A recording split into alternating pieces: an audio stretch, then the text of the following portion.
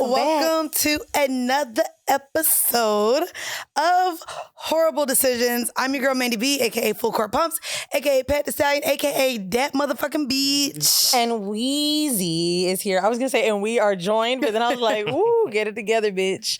And Weezy is here, and we are joined by our guests, or founders from The Sweet Spot, yeah? Yes. Please intro yourselves and tell us what The Sweet Spot is. All right, I'll give it a start. My name is Whorieble Noel. I've been the operator, I could say, of The Sweet Spot since 2012. Yeah. Ainsley started The Sweet Spot. He founded it in 2006. It had a different name back then. It was called Freak Nasty. It was called Freak Nasty back then. It's giving Freaknik. Why'd you guys change it from Freak Nasty? Because we left New York and we went to the South, and they came to the show, but they couldn't tell their friends.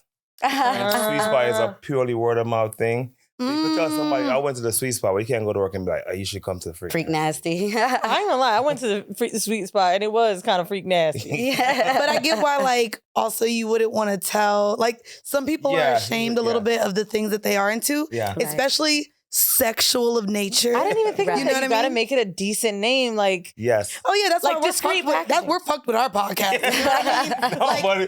And it's spelled whore. Right. No, you know, somebody sounds like Horrible Decisions, but it's Horrible Decisions. I hate it. Oh no, right.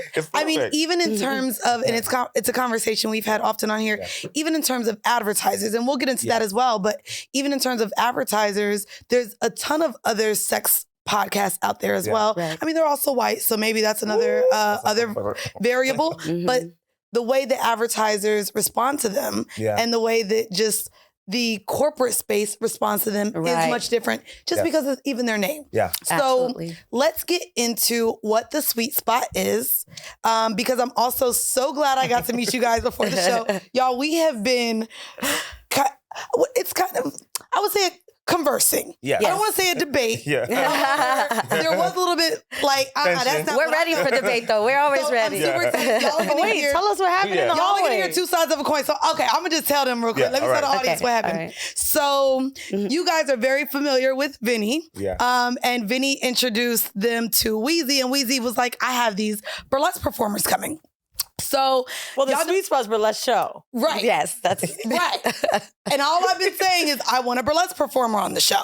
So she's like, they do a burlesque show. Cool. So I get sent the Instagram. I'm like, Weezy, send me. I like to do my little research. So I go through the Instagram page. It's a ton. So I see this lovely couple in the hallway. And I'm like, which one of you are going? Like, are both of you coming on the microphone? And at first it was just going to be the man. And I was just like, is he a stripper? So literally we get, and mind you, I end up texting Weezy. So they're like, well, we operate and run a burlesque show. And you know my motherfucking face went into pout mode, like, so you're not burlesque performers. So my outline is pointless and, oh my God, what am I gonna do now? And went into like a little frenzy. But in doing so, it led to a very interesting conversation, which I'm really glad now to bring to the microphone, because I've had the opportunity. Y'all know I be all in the lifestyle. I've been to 3 burlesque shows. Yeah. Y'all's is way different than the ones I've been to. However, mine were also white-led. Well, wait, so elaborate. What was yours like? So burlesque performers, from what I have seen, is really prohibition, roaring 20s, really industrial. Like, even in the garments that they wear, it's very flash, like flapper type of dancers. Yeah.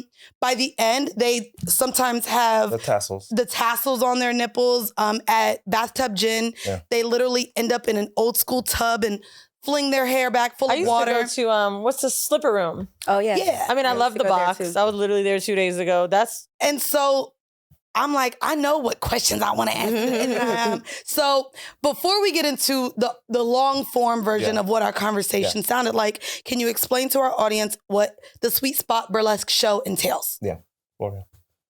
Well, we go back to the original meaning of burlesque. When burlesque first came to the United States from Europe, it was a variety show. And you can go look it up on Wikipedia. Like a circus? Bitch, like a talent show, bitch. Like a talent show. Like a talent show. Think of it more that way. But if you think about how American culture is structured, they distill everything out and it's always end on sex, right? So they got rid of all the other performance sideshow acts, whether it's acrobats or people swinging on the roof or fire eaters or whatever. They got rid of all of that. And it became just women striptease. dancing. It became striptease. So striptease is actually just a part of a burlesque show. Right. So we have striptease. We do have full striptease, and our dancers, you know, the same, you know, stripped down to pretty much nude. And actually, our show, our dancers tell us that at our show, they're able to be more sexually expressed. Sexuality and more sexually expressed. Okay. A lot of the other burlesque shows, because we're actually about engaging in sex and sexuality. A lot of burlesque shows about, I think, the costuming and the feel, but we're actually here to challenge social norms. Now I want to know, you challenging this norm. I buy a fucking ticket to a burlesque show. Yes. I'm expecting what I know burlesque to be. Yes. What kept you guys from calling it a variety show? Why take that word and now try to transform it specifically in our community, knowing we all kind of have an idea of what burlesque is? What made you guys keep the word? Go. Well, actually, we borrowed the word. Okay, because let's talk about operating a company, marketing, branding. That's why we changed the name to The Sweet Spot, so that we could get more advertisers, get sponsors, and also that's sort of why burlesque came along, because that's a recognizable type of genre that people can say, oh, I know what this is when they see it in advertising or marketing. I'm going to see something sexy. I'm going to see something sexy. Yeah, and variety show is giving America's Got Talent. Yes. Thank And you. that's not And that's not variety sexy. that's That's not what's happening. No, our show is Variety fully, titty. Yeah, it's literally about sex and sexuality. It is. It's we actually trademarked this term called pop erotica. Oh, I It's love that. popular erotica, and a lot. I don't know what's the underpinning of most burlesque shows, but for our show, it's specifically to have conversations around sex and sexuality. Right. So the other performances that happen, other than just the dance, are all erotica. So it's erotic poetry. Erotic readings. It's erotic. Y'all know the pussy poet?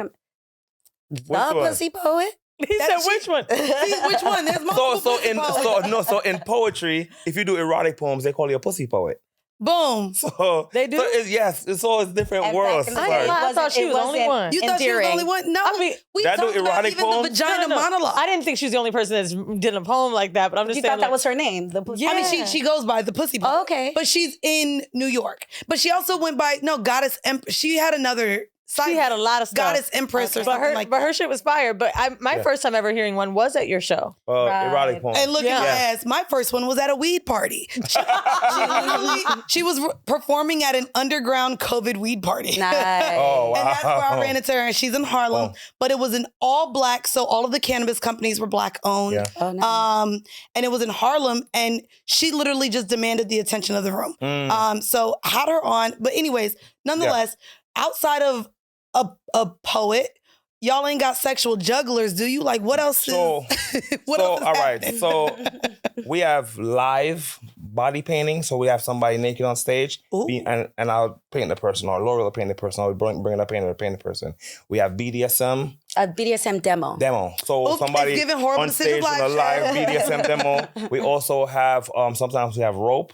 Somebody do a whole rope demo like pre-show. So you walk in and there's somebody doing rope on stage, really like erotic, sexy, because we just dive into the erotica.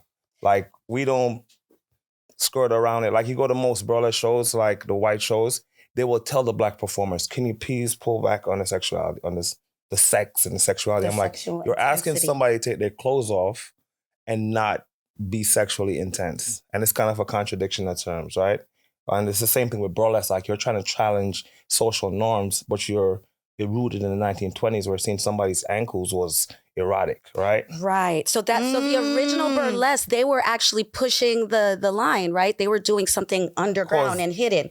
Today, if we're doing something, pushing the boundaries, it's not going to be a throwback. That's not going to push the boundaries. It got to be something in the future. Right. It's got to be something in the future. And so we've created something that's more like contemporary and pushing the boundaries today, because we're talking about sex. We're talking about sexual identity. Yeah. We're pushing, especially for Black community, we've positioned our show as a mainstream show. Just so you know. So it doesn't get really crazy. You're not going to But ever see anybody's genitals. You're not going to see any sex acts on stage. Right. But we go right up to the line. Okay, I felt like I could almost smell the dick. But Are you trying to see it? I'm like, Wait, what is just so like just pasties, just a thong for a Yes. man, a jockstrap? They do little bit stretch more onto than their I socks. feel like- I don't have the remember. They get onto their socks. I think he some was of them do- holding it, Lori. I really Wait, they be having a sock on their dick? Well, Well, more than we usually ask for more than a sock. It's Yeah. like the They're the boy whole shorts. big boy Okay. shorts, and they I show think he they was holding a print. towel on the dick, Mandii. I Oh swear. no, that's not what's his name did that. Yes. He covered in a towel. It's part of his act, but you will not see any genitals. Right, you're right. I was waiting for it to come out. But that's a Maybe part I of it. imagined it. No, you probably did. It was the dick mirage. Because I could That's- see and smell. Can I ask you before we get into our vanilla shit? Because I luckily I did choose everything like black sexuality, seduction, all of those things. What would you say your audience is like for these type of shows? The people that come to the shows, majority, like about 75% of the people are between 35 and 45. Okay. Really? Wow. About 70% women. Upwardly mobile people who have, disposable income to buy a $60 ticket. We try to keep our prices at a level where a person who normally wouldn't go to burlesque could come to the show and be like, oh, I just lost $20 or $40 if I didn't like the show. But we try to make sure the conversation that we're having reaches all the Black people that want to see it. I love And that's that. something that we purposely did. Yeah, and I think one thing to keep in mind too is that Black communities, which is the majority of our audience, especially on the East Coast, not necessarily On the West Coast or the Midwest. but they don't They different over there anyway. Yeah. They are. They don't actually know what burlesque is. We've actually introduced. Wait, Burlesque. Midwest and West, you We introduced burlesque to so many communities. wow. Because before the Sweets was so also It's a tiny niche. they just see it as an erotica show, right? And it's normally not in our communities that hard, right? So say in 2010, we're going to Texas to do a show. They don't know what burlesque is in 2010. Right. Okay. But over Even time, though it was I'm trying to something think from the how- Roaring 20s? I think I learned burlesque from Moulin Rouge. Exactly. Yes. Yeah. Yeah, and Yes. bitch, we were 12. It came out in 2002. And then it was a movie, so you didn't really get an idea for what actually happens when I go sit And by the way, and watch. I took my mom to the Moulin Rouge because I've been to France. It wasn't the movie, okay? not the movie. Yeah. When I went, my mom and I were laughing because I was like, yo, there was like one Black person. And we were like, and it had to been maybe 75 people. Have you guys ever been? No. No. So like, I didn't know what I was getting ready to see, but like the can stuff or whatever. But like, bro, everybody was a stick, which was not what I thought because I always thought burlesque was like the meteor, voluptuous girls. Oh, true. I always thought that in my head. Yes. And then I went to this show. I mean, I'm talking eating disorder skinny. Oh, Yeah. And I remember trying to find a fat girl. And the fat girl, like, I was like, oh, okay, she get a little bigger. And my mom and I looking, and she was like, maybe she's on her period. Like, this is how much we was analyzing. They were that small? Mandii, I've never seen girls this thin in my life. And like, the kick and the kick and the kick. And like, it was intense. But it was something that I'm glad I got to experience, but didn't make me feel like it was burlesque at all. Yeah. Okay. It was so like robotic. Sanitized. Yes. Yeah. Yes. Yep. So robotic. You know what I'm saying? Like nothing really felt sexy. I was looking at titties, but I couldn't tell. Like I just didn't enjoy it. It's like these titties aren't sexy. Right. Right. But plus, them titties ain't eating either. They're not. Y'all are a couple, correct? Yes. Yes. Okay. Well, let's see if you would have been down for this, okay? For any of you guys listening to Whorieble Decisions for the very first time, we have our segment called Vanilla Shit, which is Sex in the News. And I found an article on mirror.uk that says a man is marrying identical triplets. And he says that the trio is no big deal. A man in Kenya, so real quick, men in Kenya are allowed to marry multiple wives, and polygamy is common among traditional and Muslim communities in the country. A man about to tie the knot with 3 identical triplets. Nicole just called, sorry. A man about to tie the knot with 3 identical triplets, sisters, claims satisfying the trio is no big deal. Identical Kate, Eve, and Mary revealed in an interview in native Kenya at the start of April that all 3 of them plan to marry Lucky Steve-O in the near future. It was Kate who first met Steve-O and then introduced him to her 2 sisters. The 3 are reportedly pursuing... They are really sister wives. No, literally. No, they are literal sister wives. The 3 are reportedly pursuing a career in gospel music, despite most Christian groups rejecting the practice of polygamy and upholding monogamy as ideal. Steve-O said, "I'm a faithful, generous man, and everything about me comes big, even blessings. That's why they call me Big Man Steve-O." I wanted to ask you, first off, do you have siblings? We could jump to the end. No. If you do, or do you, okay, then do you have brothers? Yeah, I have a brother. Okay, I would love to know, would there be any realm where that would be, if you agreed to polygamy, if you agreed to multiple wives or multiple husbands, that would be something that you could like see? I'm definitely not interested in it. I mean, we have a very specific relationship. We work together and we are life partners. So I don't know, a throuple or an extra in here, it would just throw things off. When you guys get in a fight and you have to do a show, how bad is it? Well, do people notice? No, we've actually never had an issue with a show before. No. Like, we don't... Our show is business, right? So our personal stuff don't really get involved in it. And we don't... And we do a production meeting before every single show, like right an hour before the show. All the performers are there, and then after the production, we do like a little rah-rah. Prayer. Yeah. Oh, okay. I was about to say It's not a prayer.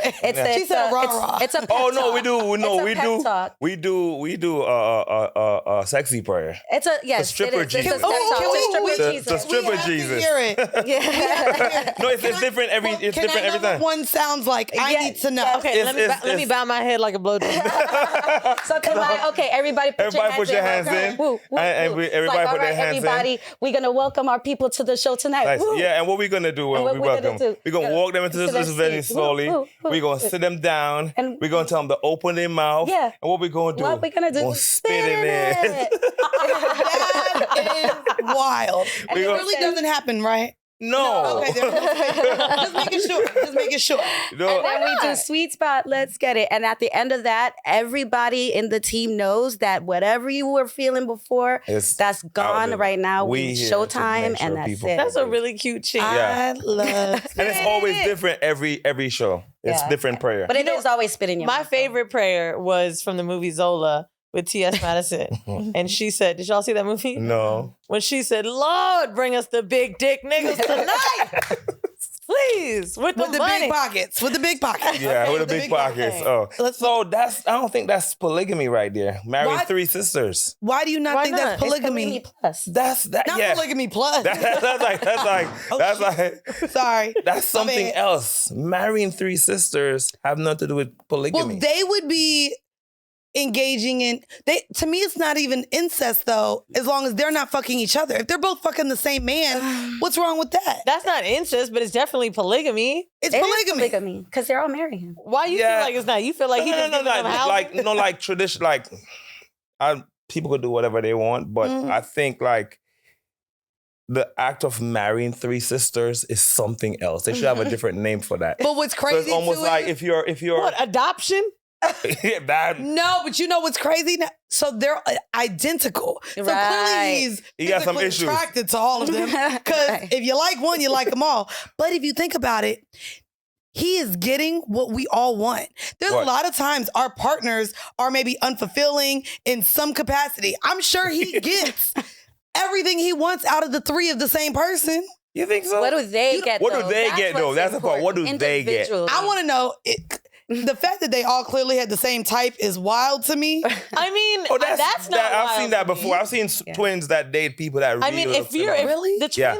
twins like are so connected, you know what I'm saying they like They can feel like Clearly, they feel they the must have missing known- limbs and shit. What's that Yeah. phantom feeling? Like Yeah, phantom they be limb. feeling when the other ones hurt and shit. Of course they want So the maybe same not thing. her. Maybe the other two felt that dick and her orgasm, and she Felt was that I wanted Yeah, to. so I want to do that too. This is the TLC show, bro. Because on TLC they got the two twins and they the other two twins. This is just one twin. Listen, I need this to be a show. I don't know how I really TLC do. hasn't found these niggas I yet. really They do. probably Yeah, that's said no. That's all that is. I really do. All right, the next segment is our hors d'oeuvre, which is normally our sex tip. However, I got this off of exploring your page. Yes. All right. So I want to talk about, and it's not really science, y'all, but it's the science of seduction. Yeah. So there was an article from expmag.com where you guys talked about using all senses to arouse a partner before or without even having sex. Yeah. And one of the pointers that I took from the article, which I really was interested in even having the conversation with you guys, is that it only takes, and this is apparently from a doctor, y'all, it ain't me, but they said it only takes 0.2 seconds of visual contact to fall in love. Hence the expression, love at first sight. Wait, what? They said it only takes 0.2, not even a second, of visual contact with a person to fall in love. Hence the expression, love at first sight. I believe that. They're also told that anything more than a mere 3.3 seconds of staring from a stranger can often make people uncomfortable and make a stranger seem like a stalker. Yet, a mutual share of a stare for over a minute can biologically make you feel a deep connection to that person. Yeah. Now, when your performers are on stage, Yeah. and I've seen this at the strip club with seduction, I've seen this from burlesque performers. Is there any type of art of seduction that you guys talk about with your performers to either arouse people or seduce the audience in any sort of nature? What is that conversation normally like in terms of seducing a large audience like y'all have at the Sweet Spot? Yeah. I'm glad you asked that actually, because it plays into the conversation we were having earlier about how much do you give the audience with regards to sexuality. Right. And for our burlesque dancers, we're like, go full hog. Like at the end of Make your them fall in dance, love. everybody in here should want to fuck you. They should want to fuck you. Yes, at the end of it. And so a lot of times the advice and the prep talks that we're giving the burlesque dancers, because we've worked with a lot of burlesque dancers, especially in New York, around the country. And we'll say to them, look, this is not the usual show that you do where you have to like hold back. Like this is full seduction. You need to make eye contact with the people in the audience. Yeah. And in burlesque, they have this saying, we didn't come up with it, but they use it in burlesque, they fuck him in the heart. Fuck him in the heart. Fuck them in the heart. Yeah. Fuck him in the heart. I'm Like not you trying for that. give them, be fully committed to what you're doing, and people find it sexy. Okay, so let's That's what a performance, let's if do you're this. committed, people want a piece of it. You brought up Zola. I'm curious to know. In terms of the sex tip then, let's get into a seduction tip. Yeah. Because she didn't really provide this when I asked. What? You ain't need to bring it up, bitch. I'm sorry. My bad, bitch. She didn't. I'm like, bitch, give us a tip. God damn it. So let me ask you then, what tips could you give to our listeners, whether they're with their partner or just someone they're casually fucking? Give me a tip to seduce. So without having sex, how would you arouse him in the bedroom or across the table at dinner without actually touching him? I might have to pass this off. I mean, because honestly, it is eye contact that always just, even to this day, like we've been married, but when he looks at me a certain way, I'd be like, stop. Wait, give me what's the eye fucking? Let me see what the eye looks like. Jane Black. If y'all watching on YouTube, I need to see what the eye looks like. Half of the time, right? People think that there's all these things that you have to do to seduce somebody. Your intention. It's the intention. What's the intention? So I'm looking at you right now. Right. If I have an intention that we about to now fuck. hold on. Yo, that's so true. No, if your intention, you have your intention like we're about to fuck, you'll feel it. You know what's crazy? I used to say that all the time. Me and my friends call it eye fucking. It's called eye fucking. So literally, when I'm at the club, a nigga So here goes. without a word. I've recently heard one that I want. Oh wait, you go ahead. Sorry. So here goes. Okay, let's So sidebar, the Sweet Spot has a Bible, right? And it talks about all these kind I of told y'all there was sex in the Bible, but go ahead. all these different interaction. And there's this woman in the Sweet Spot Bible who is with her husband at a place, and the other lady comes and is talking to them, and she's like, fuck her. She's like, why fuck her? She's like, because she is, I fucking my man. I saw her do it. And she's like, somebody can't look at somebody and you think that's that they're doing something physical. He's like, yes, no, I saw her, I fuck my man. You know, I ain't gonna hold you. Women do know when a woman is being overly friendly, even if they don't say anything inappropriate. Oh, it's yeah. like, no, you ain't see how she was looking at you. Right. You were like, there I was a didn't do look. anything. Now that I think about it, you Bro, absolutely I fucking sounded right. so crazy. I was on a date. That's actually normal. And it was. I brought this guy to Soho House with me, and she asked for the spelling of his name. She was like, "Did you say O-H?" You're like, what the Bitch. If you Go don't, back to elementary. He school was with like, your letter. he has a super deep voice. He was like, "Yeah, it spelled like that." She was like, "Oh, okay," because I didn't know if it was like. Okay, but that means No, flirty. no. We don't need to get it. That's flirty energy, though. No, That's no, not no. just eye contact. If it went like from a seductive voice, like that actually is a whole thing too. If you're seductive in nature and then like friendly, flirty, that's actually flirty. That's not just eye contact. no, what she just did. You know what I mean? She gave you everything in your face, bitch. What she did was she just gave him her drawers. That's basically what she did. She just like, Here you can go. have these. Oh, okay. So let me tell you the tip I got. I don't know if this is real, but it did work. So there was someone recently that like, I was saying to Mandii like, oh, like I'm not sure what the vibe is with this person, whatever. So You allowed to? I thought you weren't gonna talk about this person no more. Oh, I'm not talking about him like that. I'm just saying like when it came up. And anyway, I remember something that this person told me. I don't want to say who it was, but you can say it. You don't mind. She said, no, we have mold. listen, my homegirl wanted, she be tricking, so I want to give away her tricks. Okay. But she told me this a long time ago. And she was like, I've, been around men before. And like, she like really focuses on making men go crazy over her. Like, this is her thing. Like, even if she wants to have sex with them, and that's why I said I don't want to say who it is, but Okay. she will like sincerely focus on driving them insane.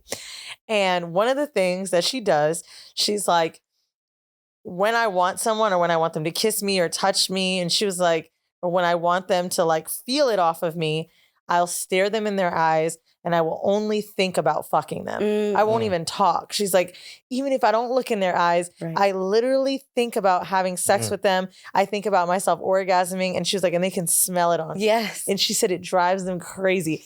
Bro, Only because she doesn't actually go through with it. like basically she just does all of these things to get men to the point where they're like dying for her, right?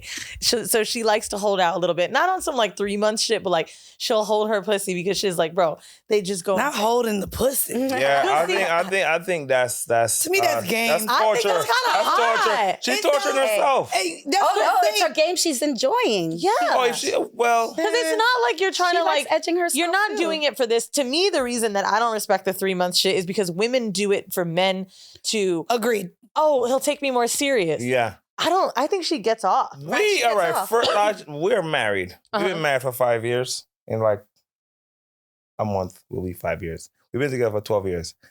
Wow. Tell me that I didn't hit the first night. I ain't gonna hold you. The people I've been with. Everybody that been together Bro, fucked the first night. Bro, my little like even the ex that I was with, and it's crazy because I talk about, I wouldn't say we because we got our own experiences. But in my 20s, I did this stupid ass bullshit where the guys that I liked the most, I would hold out on. Yeah. 90 days, 90 days, right? But as I've gotten older, the men that I've had the longest connection with, my ex, we literally fucked the first day. Because you know why? Because Hannah and Deb, you like, both They said they fucked the We first had a day couple too. on a few weeks ago, and they said the same shit. and you they're both fucking again. decide we're not going to do the bullshit up front. Let's fuck right now. But also, and we clearly like each other. So if there's not a sexual connection, we could just be, we can move on. Yeah. on. Because, you know what I mean? Yeah. We can move on. I wanted to get back into, let's finish up all the burlesque talk because one of the other conversations that I really want to dig deep into is the difference between burlesque and stripping. Because we talked about it being a striptease. Yeah. We talk about how pretty much they get down to nothing. And to be fair, in the places that I've lived, 2 of the 4 places. So I lived in Atlanta, Orlando, Miami, New York. New York and Orlando both don't allow you to go bottomless. You can't be full. In strip clubs. In Miami and Atlanta, in strip clubs. It's an alcohol thing too, I think. Right. Yeah. There's an alcohol thing as well. I did want to, just to jump onto that, I did an episode about strip clubs on my TV show. And on the show, the strip club that we featured is called a juice bar because it's fully nude. Well, there's also a difference too in strip clubs and cabarets. Yeah, so if a cabaret is considered theater, which is why they went down. Then you could also strip down to nude if it's a theater. But you can't strip down to nude if it's just a bar. So here's the other thing that was like that I started to learn. And you got I actually had Sophia. We both were stripping and auditioning in the fucking club. Bro, it was insane. We had to go practice first. It was crazy. But that's one of the episodes. Y'all see it soon on Sex Cells. But I saw that on her Instagram story. I didn't know it was for, okay. Oh, so we both were stripping.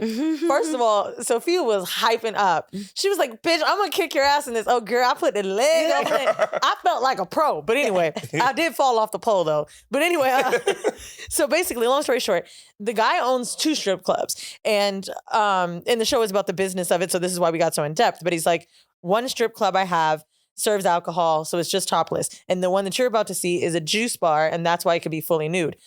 I said, well, which one makes more money? And he said, well, the one that serves alcohol does, but you also have to have this one. The difference that I saw was the pricing. For lap dances, they were way higher. The cover charge was for the juice bar. Of course, that's how they're making their money. The cover charge way higher, right? The club is getting a percentage of those girls' dances, the house fee, all and the strippers are making only their tips, right? That's all theirs on the whatever they make on stage. And then they do split 50-50. I don't know if the lap dances. On the lap dances. And what about the other stuff? Nobody wants to talk about it. The show that I do is about the legal sex industry. But get into that part. I will tell you this, what I found very interesting. And then, I feel like I'm giving the juice away. Don't give it away. Just let him give him just enough. Fuck it. Honestly, y'all will still watch the show. It was one of my favorite episodes. But nigga, listen to this shit. This shit is crazy.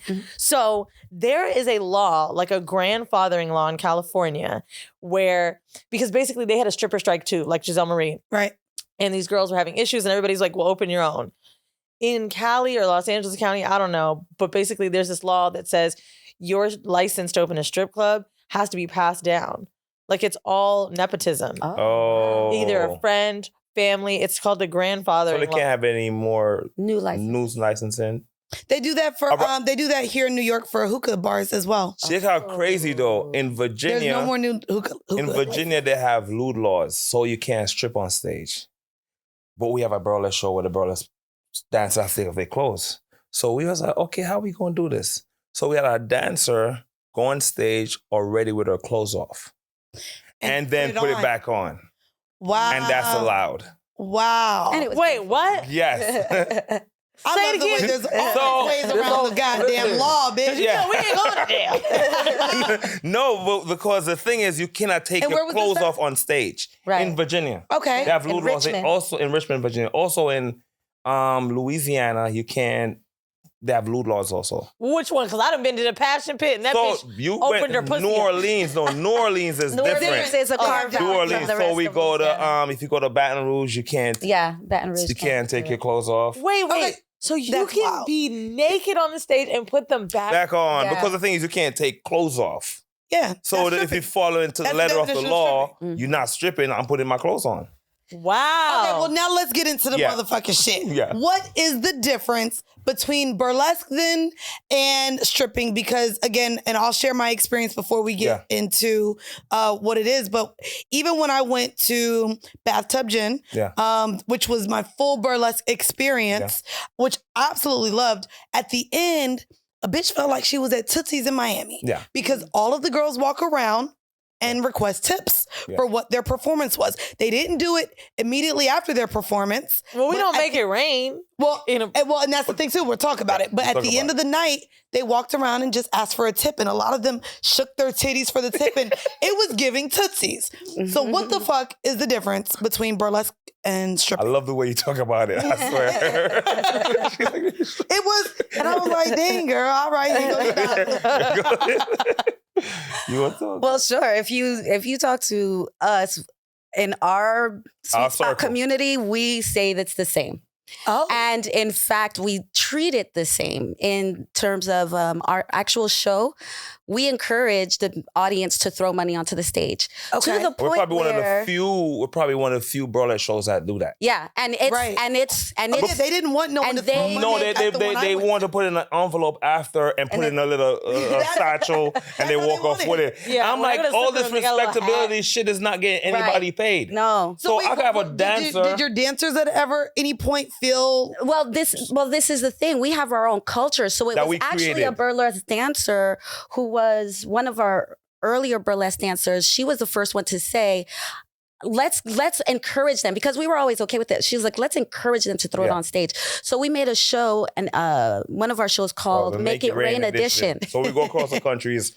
It's money. And we tell you at the top of the show, we are celebrating. And the way we celebrate tonight is we throw money on stage for anything. Anything you like. A poet says a line, you throw money on stage. Somebody next to you pop a squat, you throw money on them. And we have money flying across the entire space. Yeah. When I tell you the performers make so much more money. Oh, you know we getting into that. Yeah, I need to know. The stage is full of money, and we have people that have to come clean the stage after every performance. Yeah. That's so amazing. much money on stage. And the performers make more money. Yes. The performers make more money. Sometimes our performers make more money in tips at our Make It Rain edition than most people make. And mind you, we pay well. So tell me what that looks like. What does it look like? How much can a burlesque performer make? Is it comparable to a stripper, especially since a stripper can go probably to work any night of the week, Monday through Monday. Yeah. You guys put on actual shows. Yeah. Right. So what is the normal, say, take home for some of your performance? So we're not going to go into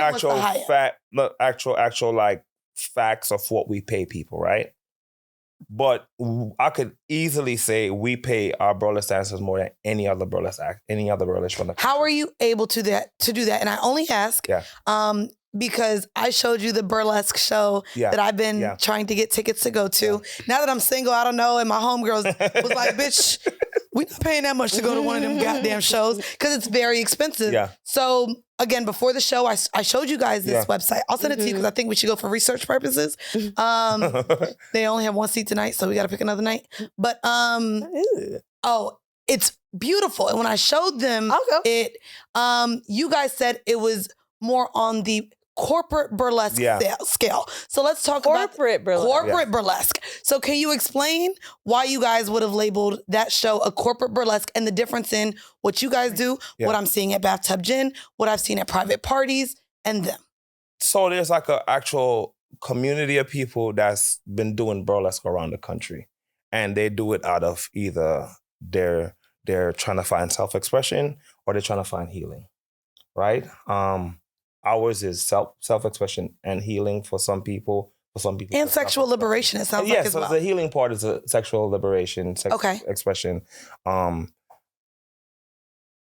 But what happens is when the culture gets big enough, you have people that have enough funding and have a big enough financial base, advertising base and stuff like that to then say, hey, let me take this thing and package it and sell it to people who I know is willing to get this experience at this level. And most of the time, the people who create the community are not even invited in to be a part of it. So if you go there and see that show, probably none of those people are known in the burlesque community around the country. Interesting. Yeah, because that's just how everything works. And this one I do feel like, and I know like the budget looks wild. The tickets are really high, but it's more of, I think, a queer burlesque. I gotta see what you're talking about. Yeah, but you just made me think of when I was making the strip club episode, there was this point where I was like, okay, well, it'd be really fun if people got to watch me learn how to strip, right? Yeah. Mm-hmm. So they found some pole dancers. And the strippers that were like helping with the episode for me were like, nah, like they're not They're strippers. pole dancers. That's Right, they're different. just they're gym, And it's kind of gym reminding me of what dancers. you're saying, like it's not their community. And honestly, it was really hard to find a stripper that was also selling pole dancing classes that's actually like been working in the clubs, collecting dollars, because a lot of the You should have got pole dancers are like Gigi. it's a gym. I needed someone in LA. Oh, But long story short, like the pole dancer, that chick that I found, like was a stripper, and she was saying to me too, like, this is embarrassing at times because people will like literally label it not a stripper. Like it's a hashtag. Yeah. They want to talk about the athleticism of it. She's like, fuck that. This is from stripping. I'm stripping. Like, stop acting like you above So they everybody. steal the culture, rebrand it, and then sell it and make a ton of money from it. And the people who actually create the culture. And it's not something new. Who create the culture don't make much of it. You probably find some influencer, pole dancer making a ton of money when all the things they're doing, somebody from the hood invented. Yeah. All the foot movements and everything, the splitting, sliding down the pole, dropping from the top. You see that in strip clubs for years. And now somebody's paying somebody to do a TED Talk on it. And it doesn't look... Not a TED Talk. No, this is real. And when you put your pussy down on the floor. Theoretically, what we're talking Make about sure they throw is some mo. That slide. That's All funny right. as shit. Yes. What do you, this will wrap up the question, for anyone interested in going to the sweet spot, right? Whether it be with their friends, with their partners, with their mama, because people be bringing their mama to Whorieble Decision show. My mom brings her whole church to the show. Wait. Not the church. Oh. Wait a second. Why is y'all upset? Now do the Christians, the God-fearing Christians. Wait, aren't y'all 7-Day Adventist? No, Laura said the event. I am not. Vinny is your cousin. I grew up, so I am not. But let's get that my clear. mom brings her church to the show. That's and wild. they talk about it forever. You'll see them 6 years later. Oh my God. And they talk about all of it. Because what happens is everybody, especially church people, are repressed. Yeah. And liars. And hypocrites. That's a whole other lane. That's a whole all right, so we're talking about And liars. So when they see somebody who's on stage who's sexually free, they see themselves like that. I've seen women like we've invited to the show and they're like, I would never go to a show like the Sweet Spot. And we've invited her for years and years. My boy Kuferi was like, yo, you should go check out the show. He got her a ticket. She came to the show and we saw her like a year later. She said, I saw those women on the stage and they seem so liberated. Mm-hmm. And I spoke to one of them and powerful. And I went and I spoke to one of them after. And she was like my size. But on the stage, she was this big, giant woman. And I wanted to, and she started tapping into her sexuality. Yeah. I love that. And that's what we do. People definitely have like made comments about, appreciating our sexual liberation. And it's funny because there's moments where I'm like, oh, This is what I do. that's what I do, or I'm embarrassing myself, or I'm joking around, or I'm talking with a friend. Like, you never really think how people look at you. But I will say this about performing in like a sexual way. Like, I was so scared to do that episode for context of what I did this season. Yeah. My mom got her pussy rejuvenated and I sat right there. Oh. Okay. I watched a fucking blow bang. I did a whole, went to a porn office, literally saw how the director of photography works with porn stars, different shit like that. I got wax poured on my ass, crazy shit. And the strip club episode was the scare. I thought I couldn't breathe because I knew I had to get up there in those heels and perform and have someone watch me. And it's crazy because the producer of the show was like, girl, you do this in front of thousands of people. Right. What the You fuck? literally twerk and get in sex positions in front of hundreds of people. I am also doing, to me, I'm not saying I'm this crazy funny person, but I know people enjoy watching me. One, they're already a fan. So I'm walking out to people that already fuck with me. Right. Now I have to get the attention of people by being sexy. Right. And I could not handle it, bro. I couldn't breathe. Can I say though, that's powerful. It is. And that made me really, where I may have looked at a stripper in my life, not of course today. I 'cause respect all I'm of them. definitely somebody today who is totally different. But I'm sure there was a point in my life, as a teenager, I would never do that. Yeah. They don't have to do anything. They probably don't man, that shit is hard work. Yeah, it's difficult. And we do the show because we know the power of it. it changes people's lives. Yeah. That's real life. It's real life. Even at our lowest, like Weezy and I have been like, we do this, especially when we were doing the meet and greets and going on tour. Even the emails we get, like where people have said, this show has changed my life. It's changed how I view things, or we see comments all the time. A couple of years ago, I probably would have judged this, but now because I've listened to your show, I don't. And it's super powerful. Before we get out of here, I do want y'all to help us with some home mail. Home mail are emails sent in by our listeners. If you have not yet sent one and you have a question or a hoe confession, make sure you email us over at whorribledecisions@gmail.com. This one. I'm sorry, just the title alone. The whole confession. Lick that hemorrhoid, baby. That is the name of this motherfucking email. By the way, the fact that they typed this out, and it started with, bitch. So on your recent episode with Hannah and Des, you spoke about a comedian and his time with his hemorrhoid. Oh my God, they're talking about Andrew Schultz. I had a really bad hemorrhoid once, like his, where I couldn't wear jeans because they were too tight. So during this time with my spicy ass, I got a call from one of my niggas. He said he was getting a hotel and wanted me to slide, AKA lay up and throw it back. Okay, cool. So I had sex with this man before and he ain't never eat my ass. So I was feeling freely. Well, this nigga tells me to bend over and he opens my ass wide. It was such a relief on my hemorrhoid. I'm cracking up. Then he went to town on my sore ass and it was so soothing. So, to answer your question, yes, it does feel good. And Mandii, I don't know what you meant by you can't lick a hemorrhoid, but he did and he alive. P.S. I felt bad after, but I did try moving my ass away to switch positions, but he loved it too much. Maybe he thought the hemorrhoid was like a part of her body. Yeah. Sincerely, your spicy whore. Here's the thing, right? I watch gay porn, and baby, I know when a booty hole look a little different and like it's not supposed to, because I like when they like make their booty hole wink. But maybe it could have been like a little bubble on it, like you know what I'm saying. Some people get a little kilo. Maybe he thought it was a little bubble. Well, but I wanted to ask this because this is something oftentimes I've had stripper friends and talked to. I've had friends that do porn. I want to know if any of your dancers are able to call out or not perform either, say, during a hemorrhoid, during maybe a rash that's not really cute, maybe during their periods. Are there times where maybe something happens to their body or they have a breakout where they can't perform or they're insecure to perform? Wow, we've never had that situation. Really? Okay. Periods? Never? No, we have our performers literally are like Navy SEALs. It's like, true. no, One listen. time, all of us, every single Everybody in the one cast of us, had it the was flu. like 10 people. We all had the flu. And we just started a 2-week tour. And we went to the first show. Everybody was drugged up to the hilt. And literally, I'm like we this. turned out. I'm we hosting, did it. I'm like this. It is like I get on stage, I gotta be live, get off, it was I'm one back. of them who gave it to us the week before. Yeah. So you just gave it to your whole audience? He gave it to... No, he gave it to the whole... No. I was like, y'all can get this burlesque, but you also paid for a little extra. You know?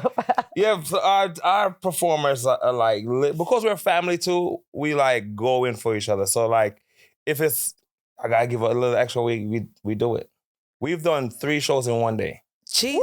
With 3, a 6, and a 9. Max 2.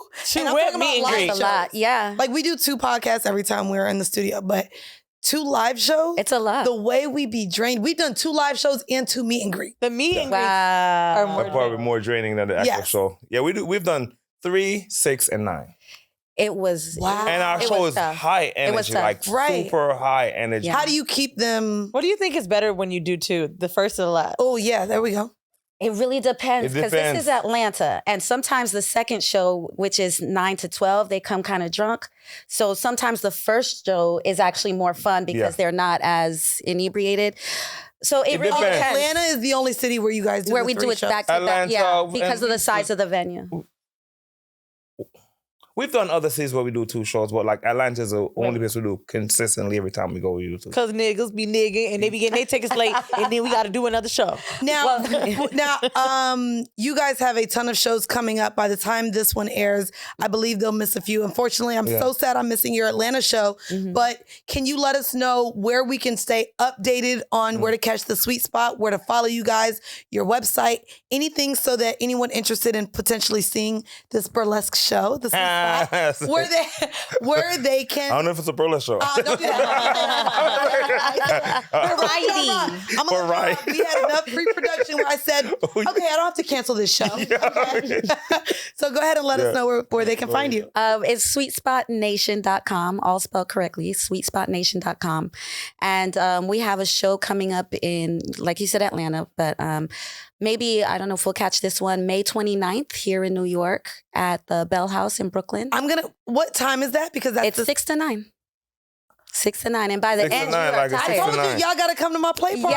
Yes. So That sounds dope. Like it's back to back. It's all the same weekend. So when you say play party, so it's a full sex club. And it's a full. Thank you for fucking. It's Mandii. It's not a variety show. It ain't no burlesque show either. Baby, you're going to see a variety of dicks. That's what you're going to see. But that's Sunday. And of course, I'm glad that you've gotten in touch with T. Like, y'all are more than welcome and more than invited to, of course, our dinner. And Juneteenth. We have a show on Juneteenth. In Baltimore at Baltimore Soundstage. Listen, Baltimore lives. And we would love to. All of the information for this will be in the description of this week's episode. And we can maybe, if you send me the link for the Baltimore tickets, we'll have that. And actually... add Sweet Spot Nation on IG. And Facebook, Okay. And I think we might be able to get this out before that weekend. We're going to see how we scheduling this thing out. Thank you guys, first off, for engaging in conversation with me and teaching me some things, proving me wrong a little bit, but also just being open to let me tell you how this is still the same. It was nice to learn about just historically about burlesque and shit like that. I feel like, so often our show is like crazy and nasty as fuck. And I really do kind of like, a nice moment, like a nice teaching moment, man. That was dope. I had no idea it was a fucking variety show. Yeah, good. Me neither. So but pulled up in the hallway. But be like, But you go to the show, it's full on sexy. It's no schoolroom. So basically, he's saying you gonna see the titty that they've been titting about. You are going to see bodies bodying. Okay? If you want to see some more Whorieble Decisions, join us at patreon.com/Whorieble Decisions. Hopefully, we'll see you at the Roots Picnic. What else? Also, whorehive.com. You can get merch there. Hopefully, we'll be doing a little summer drop soon to give you guys some more options. Outside of that, thank you guys. We are all out of apple cider vinegar gummies with Official Box Owner, so those are completely liquidated. However, you can still get boric acid suppositories as well as She Orgasms over on officialboxowner.com. Outside of that, we are going to leave you guys with a 5-minute bonus clip. If you're listening to the audio. If you're listening to the audio, because baby, we don't know if it's going to make the YouTube. But thank you guys again so very much for joining us. And for those of you listening, thank you for joining us as well for another episode of Whorieble Decisions. Bye.